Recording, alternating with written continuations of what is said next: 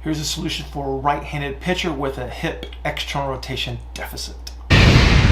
Good morning. Happy Wednesday. I have Neuro Coffee in hand and it is perfect. All right.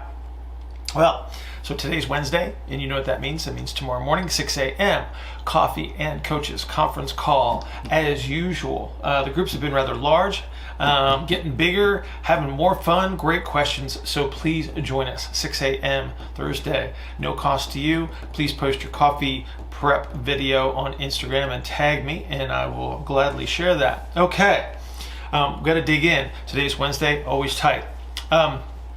Yesterday, we had one of our pro guys come in, baseball player, and he's getting ready for camp. And so we were doing some measurements, and we were following his KPIs throughout his training. He's been doing exceptionally well. But we have this little bit of external rotation deficit that is always a little bit of a concern, especially for a right-handed pitcher with a left-handed hip external rotation deficit, because what we need here is a delay strategy on that left side to allow the right side to accelerate ahead of the left as he's throwing. So if you don't land with sufficient hip external rotation, we don't have a really good early propulsive strategy on that left side. And then what happens is we get a turn through the pelvis that looks more like an orientation.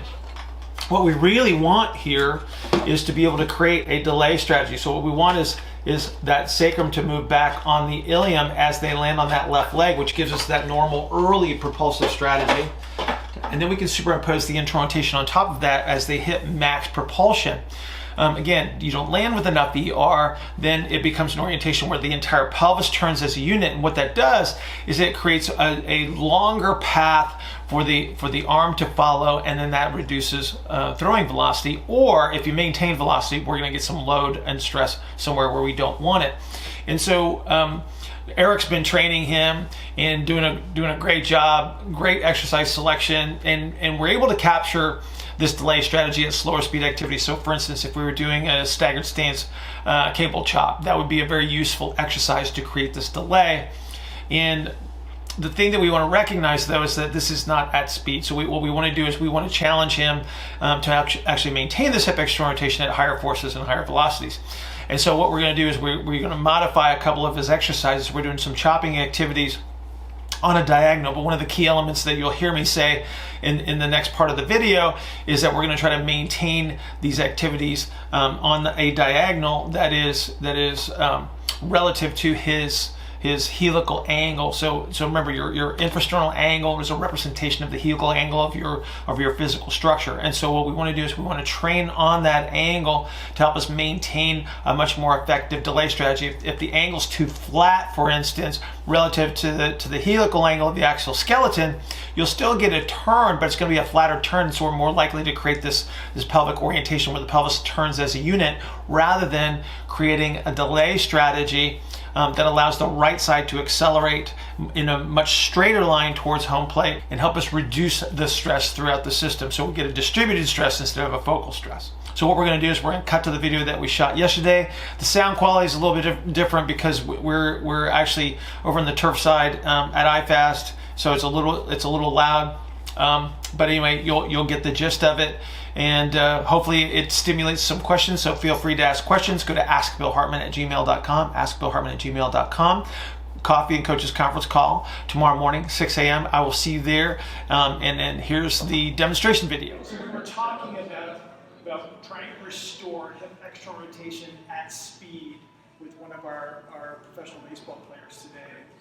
And you had selected two really good activities, but we had to modify them just a little bit to recapture the external rotation that we wanted.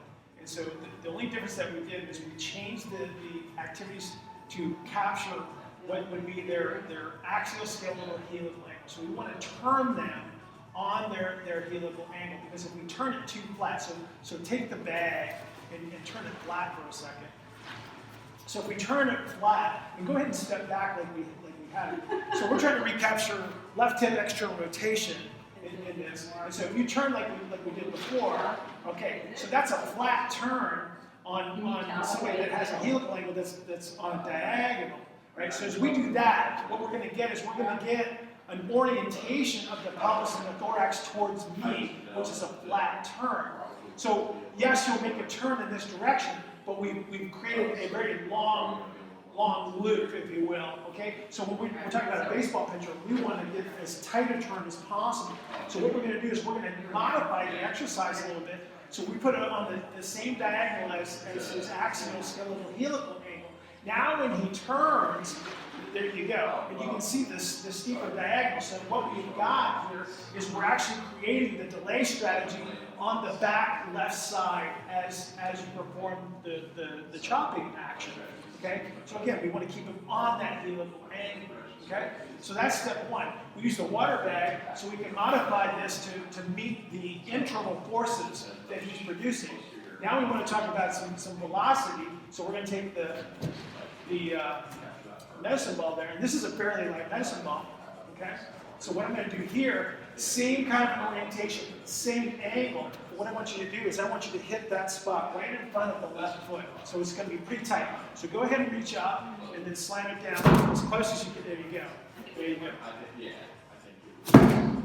And then what I want you to do, Eric, is go ahead and turn around.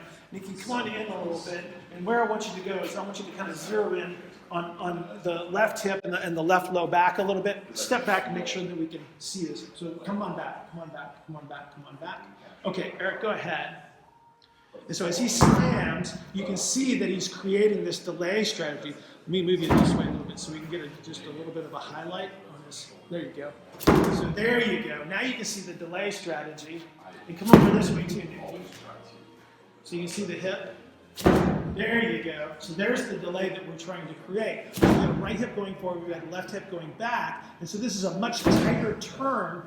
And so now we're talking about emphasizing this shortest distance between 2 points kind of a thing, where it's a much tighter turn versus something that would be out and loopy, right, or would create an orientation which is actually slow.